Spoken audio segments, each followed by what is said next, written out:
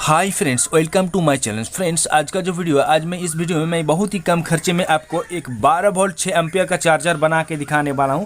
जो e rickshaw में battery लगता है 100 एम्पियर का, उससे भी अगर 125 एम्पियर का बैटरी तक ये जो ट्रांसफार्मर है चार्ज कर सकता है। और ये ट्रांसफार्मर बहुत ही कम खर्चे में आप बना सकते हो। आप मेरे पूरा वीडियो को देखोगे तभी। तो दोस्तों, मैंने ट्रांसफार्मर से लेकर चार्जर तक पूरा कंप्लीट बताऊँगा। इसमें इतना ईजी तरीके से आपको बताने वाला हूं कि आप इस वीडियो को देखकर बहुत ही आराम से एक चार्जर बना सकते हो, वो भी घर पर ही। ठीक है, आपको कहीं पर जाने की ज़रूरत नहीं है, अपने घर पर ही आप बहुत आराम से इस चार्जर को बना सकते हो।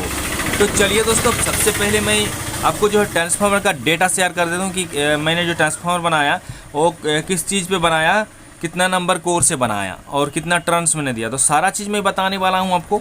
तो पहले मैं ट्रांसफार्मर के बारे में बता देता हूँ दोस्तों। तो आप देख सकते हो दोस्तों, ये जो ट्रांसफार्मर है ये 3 नंबर कोर से बना है। ठीक है, और इसका जो बॉबिन साइज है दोस्तों, मैं आपको दिखा देता हूँ। देखिए, इसका बॉबिन साइज देख सकते हो, ये 1.5 इंच है।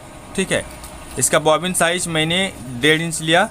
और इसका जो कोर है 3 नंबर कोर है। ठीक है, अब इसमें टर्न्स के बारे में बता देता हूँ दोस्तों।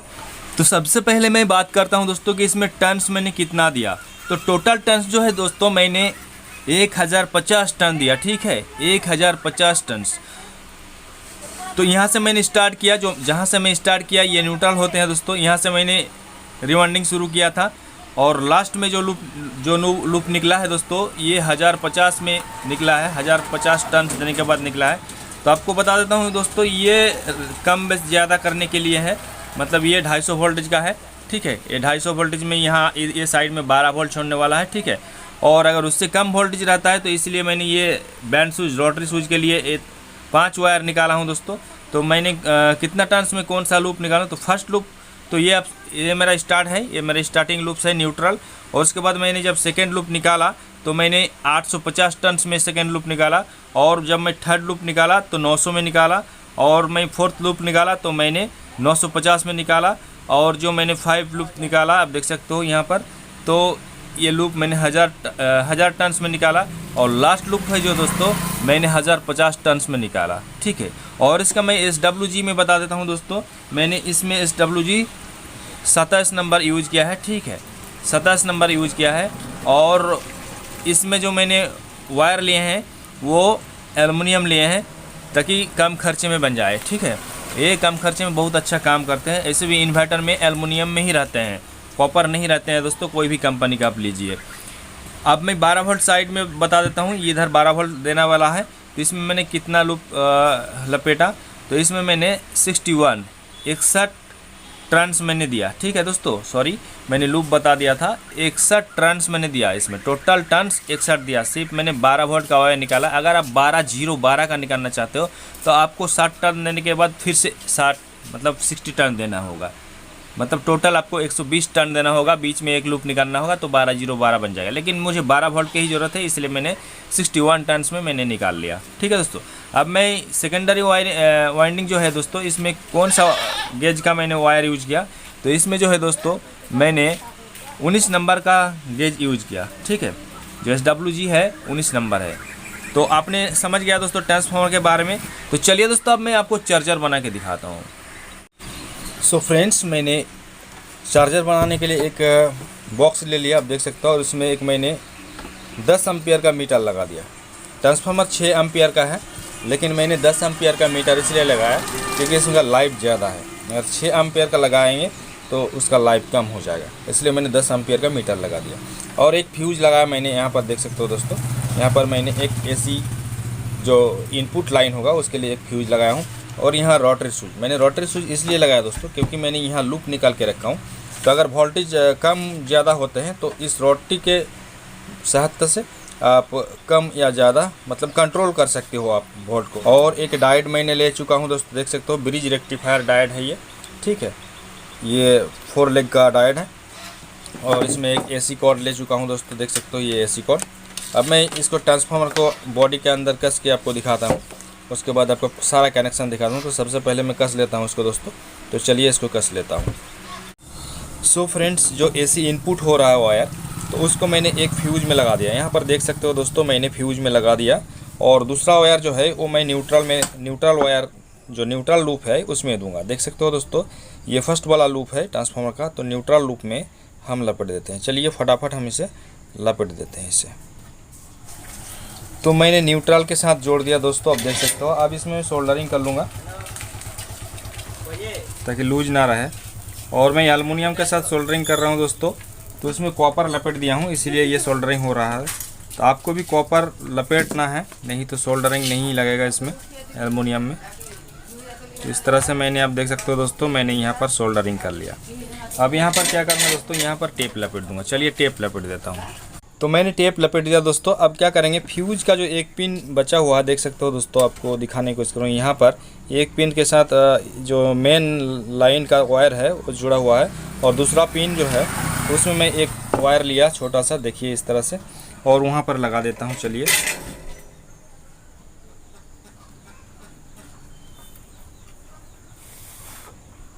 तो मैंने लगा चुका हूँ दोस्तों, अब देख सकते हो यहाँ पर दूसरा वायर में लगा चुका हूँ। और ये जो बचा है, आप रोटरी स्विच के आप देख सकते हो दोस्तों, ये 8 पिन है देखिए पूरा, और अंदर वाला जो है एक कमन पिन है। तो कमन पिन में इसको हम लगाएंगे, ठीक है दोस्तों, इसको हम कमन पिन में लगाते हैं। चलिए तो हम कमन पिन में लगा लेते हैं दोस्तों इस तरह से। देखिए जो मेन इनपुट हो रहा है इसी पिन में इनपुट हो रहा है।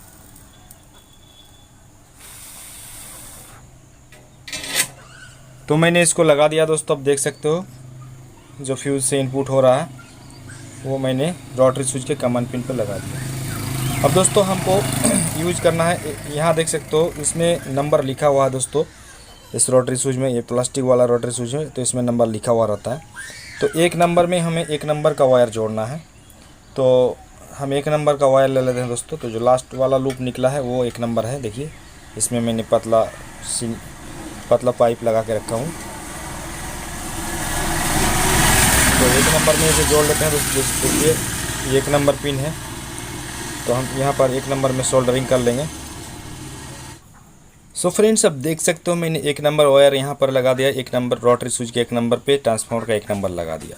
अब मुझे रोटरी स्विच के 2 नंबर पे वायर यूज करना है। तो अब देख सकते हो जो लास्ट लूप निकला है उसके पहले जो लूप निकला है वो 2 नंबर होगा, ये वाला उससे पहले निकला है। तो इसमें हम 2 नंबर को लगा देंगे, ठीक है, इसमें सोल्डरिंग कर देंगे 2 नंबर को। तो इसी तरह बारी बारी से आपको लगाना है दोस्तों, लेकिन मैं यहाँ पर 3 तार ही यूज करूँगा क्योंकि यहाँ पर वोल्टेज ज़्यादा रहता है। तो ये 250 जो लास्ट लूप है वो 250 वोल्टेज के लिए है, और जो सेकेंड लूप है ये 220 वोल्ट के लिए है, ठीक है दोस्तों। तो ये 220 वोल्ट वाला मैं अभी सोल्डरिंग कर लेता हूँ। अब मैं 200 वोल्ट वाला लूप इसमें जोड़ूंगा। तो जो इसके पहले निकला है सेकेंड वाला लूप, तो पहले लूप जो निकला है वो होगा 200 वोल्ट का लूप। तो चलिए मैं ढूंढ लेता हूँ। तो ये है 200 वोल्ट वाला लूप है, तो इसको मैं 3 नंबर में जोड़ दूंगा रोटरी स्विच के। और बाकी जो 2 लूप है दोस्तों मैं आगे बताता हूँ आपको क्या करना है। तो देख सकते हो दोस्तों मैंने 3 लूप लगा दिया, एक 250 वोल्ट का, एक 220 वोल्ट का, और जो 3 नंबर लूप है ये 200 वोल्ट का।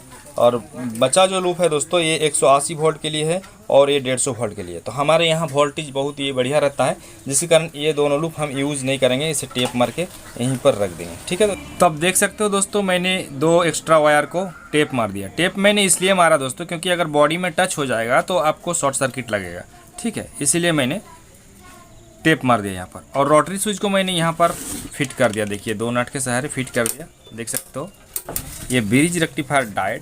तो अब डायोड को ध्यान से देखिएगा दोस्तों, यहाँ पर प्लस लिखा हुआ है, यहाँ पर माइनस लिखा हुआ है, ठीक है। तो ये प्लस माइनस को पहले छोड़ देना है। पहले जो आप बीच वाला एसी का मार्क दिया हुआ है, देख सकते हो दोस्तों, आपको अच्छा से दिखाने की कोशिश कर रहा हूँ, एसी का 2 मार्क दिया हुआ है, तो ये दोनों वायर यहाँ पर आएगा। और एक इंडिकेटर लेना होगा हमको, जो यहाँ पर हम इंडिकेटर लगाएंगे, तो वो भी हम आपको दिखाते हैं दोस्तों किस तरह से करना है। तो चलिए पहले हम एक इंडिकेटर ले लेते हैं। जो 2 लेग आप देख सकते हो, एक छोटा लेग है एक बड़ा लेग है। तो छोटा लेग जो है नेगेटिव है और बड़ा लेग जो है ये पॉजिटिव है। तो चलिए हम यहाँ पर इंस्टॉल कर देते हैं। तो यहाँ पर मैंने लगा दिया इंडिकेटर को दोस्तों, देख सकते हो यहाँ पर मैंने लगा दिया इंडिकेटर को, ठीक है। अब उसके साथ क्या करना है दोस्तों, एक रेजिस्टेंस लेना है आपको, 1 K का रेजिस्टेंस लेना है, ठीक है, और एक 4007 का डायोड लेना है दोस्तों, ठीक है। तो सब ये यहाँ पर इस तरह से बड़ा लेग में हम लगा देंगे, पॉजिटिव लेग में मैंने डायोड के पॉजिटिव को लगा देंगे। तो मैंने पॉजिटिव में डायोड को लगा दिया दोस्तों, देख सकते हो। और इसका जो डायोड का लेग है पीछे साइड वाला इनपुट वाला, तो मैंने बड़ा था इसलिए छोटा कर दिया काट के। और मैं वहाँ पर 1K का रेजिस्टेंस लगाऊंगा, इसका भी लेग बड़ा है तो मैं छोटा कर लेता हूँ और 1K का रेजिस्टेंस लगा देता हूँ। चलिए देख सकते हो दोस्तों, मैंने 1K का रेजिस्टेंस लगा दिया। अब उस 1K रेजिस्टेंस में एक वायर लेंगे, वायर का टुकड़ा को हम यहाँ पर सोल्डरिंग कर देंगे। तो ये सोल्डरिंग हो चुका है दोस्तों, देख सकते हो आप, ये सोल्डरिंग हो चुका है। अब एक लेग बचा है जो नेगेटिव लेग हम बोल रहे थे, उसमें हम एक इसी तरह एक वायर जोड़ देंगे। चलिए हम जोड़ लेते हैं। तो देख सकते हो दोस्तों, मैंने नेगेटिव लेग में भी वायर जोड़ दिया। इसमें लाल काला का कोई टेंशन नहीं है क्योंकि मैंने यहाँ डायोड लगा दिया। और मैं कहाँ पर जोड़ूंगा इस वायर को आप देख लेना। देखिए, तो मैंने दोनों वायर को LED का जो वायर था, दोनों वायर को इस ट्रांसफार्मर के 12 वोल्ट के वायर के साथ जोड़ दिया। देख सकते हो दोस्तों, बहुत ही ईजी ट्रिक्स मैं बता रहा हूँ आपको समझाने के लिए। आप जो डायोड के बीच वाला जो 2 लेग है, तो एक लेग में मैं इसको सोल्डरिंग कर दूँगा। ठीक है दोस्तों, चलिए हम इस पर सोल्डरिंग कर देते हैं। और दूसरा लेग में मैं दूसरा वायर को सोल्डरिंग कर देता हूँ यहाँ पर। ठीक है, तो अब देख सकते हो दोस्तों, मैंने ट्रांसफार्मर के दोनों वायर और LED बल्ब के दोनों वायर को एक साथ कनेक्ट करके मैंने जो बीच वाला लेग है डायोड का, उसके साथ मैंने जोड़ दिया। ठीक है दोस्तों, अब क्या करना है, इस डायोड में हीट सिंक लगाना है, क्योंकि ये डायोड अगर हीट हो जाएगा, ये डायोड बहुत हीट होते हैं, इसके लिए इसको हीट को कम करने के लिए हीट सिंक लगाना है। आपके पास अगर हीट सिंक नहीं है दोस्तों, तो LED बल्ब के जो हीट को कम करने के लिए लगा हुआ रहता है, तो इसको आप यूज़ कर सकते हैं। चलिए हम इसी को यूज करके आपको दिखाते हैं किस तरह से यूज करना है। सो फ्रेंड्स, आप देख सकते हो मैंने यहाँ बॉडी के साथ देखिए इसको टाइट कर दिया, क्योंकि इसका जो गर्म है इसमें हीट को कम कर देगा। ठीक, अब जो पॉजिटिव और नेगेटिव बचा हुआ है लेग दोस्तों, तो नेगेटिव लेग के साथ में एक वायर को जोड़ेंगे। देखिए, एक वायर मैंने ले चुका हूँ और ये मैंने 1.5 mm का वायर लिया हूँ। आपको जितना मोटा वायर लेना है उतना ही बढ़िया होगा, ये वायर आपको अच्छा लेना है। ठीक है दोस्तों, तो चलिए हम नेगेटिव लेग के साथ जोड़ देते हैं एक वायर को। तो अब देख सकते हो दोस्तों, मैंने नेगेटिव डायोड के जो नेगेटिव में वायर जोड़ा, उसको मैंने यहाँ पर मीटर के यहाँ पर देख सकते हो, ये जो मीटर है एम्पियर मीटर के एक लेग में दे दिया। ठीक है, जो 2 लेग होते हैं, 2 पिन होते हैं मीटर का, तो एक पिन में लगा दिया। चलिए अब मैं पॉजिटिव को निकालते हैं। तो देख सकते हो दोस्तों, ये बैटरी के लिए मैंने रेड वायर लिया और इसका जो है डायोड के पॉजिटिव में मैं सोल्डरिंग करूँगा। यहाँ पर देख सकते हो डायोड के पॉजिटिव पिन है। तो फ्रेंड्स, मैंने रेड वायर को डायोड के पॉजिटिव में जोड़ दिया, जो बैटरी के पॉजिटिव में ये वायर जाएगा। ठीक है, और ये जो नेगेटिव वायर है मैंने मीटर में जोड़ा था, तो और एक वायर मैंने ले लिया जो बैटरी के नेगेटिव में जाएगा, बैटरी के माइनस में जाएगा। तो मैं मीटर के इस पिन पे जो खाली पिन है उस पे जोड़ लेता हूँ। तो देखा दोस्तों, मैंने इसको जोड़ दिया। अब मैं आपको आगे दिखाता हूँ क्या करना है। चलिए, अब दोस्तों आप देख सकते हो मैंने 2 चिमटा ले चुका हूँ, एक रेड और एक ब्लैक। ठीक है, तो ब्लैक को मैं इस वायर का ब्लू वायर के साथ, ग्रीन वायर के साथ मैं जोड़ दूंगा दोस्तों।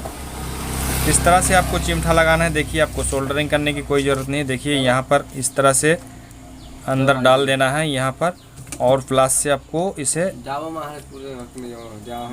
चिपक देना है। ठीक है, इस तरह से इसको दबा देना है टाइट करके। देखिए, ये किस तरह से टाइट हो चुका है दोस्तों। और रेड वायर को आपको उसी तरह